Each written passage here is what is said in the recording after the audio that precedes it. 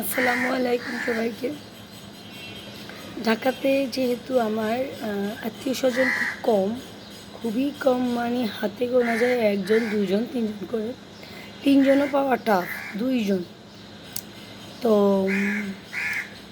আমার ছেলেমেয়ের এটা নিয়ে একটু আফসোস হয়। ছেলেটা একটু বেশি, বা ওরা ৬-৭ মাস যদি ঢাকায় থাকে, ওরা নানু বাড়ি বা দাদু বাড়ি যাওয়ার জন্য খুব মন খারাপ করে। ও এবং ইব্রাহিম আমার ছেলে খুব বেশি বলে যে, মা আমাদের কেন চট্টগ্রামে বাসা নাও না। ও চট্টগ্রামটা প্রিয়, কারণ ওর খালামণি এবং ওর নানু আছে। বাড়িটাও প্রিয়, কিন্তু বাড়ি থাকার কথা বলে না। বাড়িতে থাকবে, বেড়াবে, কয়েকদিন থাকবে। কয়েকদিন থাকার পরও, যেমন ১৫ দিন ছিলাম, ওরা আরও কিছুদিন থাকার ইচ্ছে ছিল। ইচ্ছে যে আমার ছিল না তাও না, মানে বাড়ির লাইফস্টাইলটা ভালো লাগে। যখন তখন হাঁটাচলা করা যায়, বিকেল টাইমে ভাই বোনদের সাথে খেলতে পারি, উঠোনে দৌড়াদৌড়ি করতে পারি, আনলিমিটেড খেলাধুলা।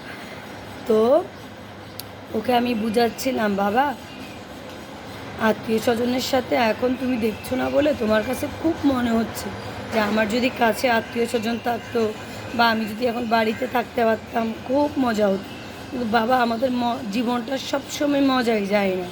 যেমন এখন তুমি আমাদের সাথে আছো, আমরা একটা বাসায় মা বাবার সাথে আছো, একটা লাইফ স্টাইলে একটা নিয়ম আছে, একটা স্কুল আছে, টিচার আছে, আরবি সময় আছে, বা শহরের লাইফস্টাইল একরকম, গ্রামের লাইফস্টাইল একরকম, চট্টগ্রামের লাইফস্টাইল আরেক রকম।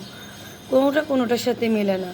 কিন্তু তোমার জীবনটা, এটা আমাদের সংসার, এটা আমাদের জীবন, যেমন এটাই আমাদের জন্য বেস্ট। আল্লাহ আমাদের জন্য, আমাদেরকে বেস্ট লাইফটাই দিয়েছে। তো এইটার মাঝে যে ভালোটা আছে তুমি সেটাই দেখো। এই যেমন তুমি হুটহাট বের হতে পারতেছো, বা মা তোমাকে ঘুরতে নিয়ে যেতে পারতেছি, বা মা তোমাকে একটু সময় দিতে পারতেছি, বা আমি ওদেরকে হাঁটতে বের করি বিকেলে মাঝে মাঝে বা সন্ধ্যায়। যে তুমি যদি এটা থাকতে, তখন কিন্তু মা ওখানে এটা পারতাম না। ওখানে সারাক্ষণই তুমি বাইরে থাকতে, এটা প্রয়োজন হতো না।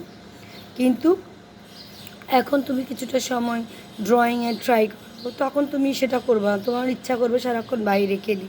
তো তোমার ড্রয়িংয়ে তুমি ভালোই পারতা না, এখন তুমি একটু পারো। তা আমি ওকে চেষ্টা করি যে আমাদের অবস্থাটা এখন আমরা যেটাই আছি এটা আমাদের জন্য ভালো। আর আরও একটা ব্যাপার থাকে, যখন তুমি যেখানে থাকতে চাচ্ছ, বা যাদের আশপাশে খুব থাকতে চাচ্ছ, ওদের এখন যেটা স্পেশাল মনে হচ্ছে, থাকতে থাকতে সেটা আর স্পেশালটা লাগবে না। এটাই নিয়ম। মানে আমরা যখন যেখানে বড়রা তো বুঝতে পারি, বড়রা বুঝলেও বড়দেরও মাঝে মধ্যে খারাপ লাগে। যেমন আমার জীবন নিয়ে, যেমন আমি মাসে ২-৩ দিন হলো আমার খারাপ লাগে, এটা হলে ভালো হতো, ওটা হলে ভালো হতো।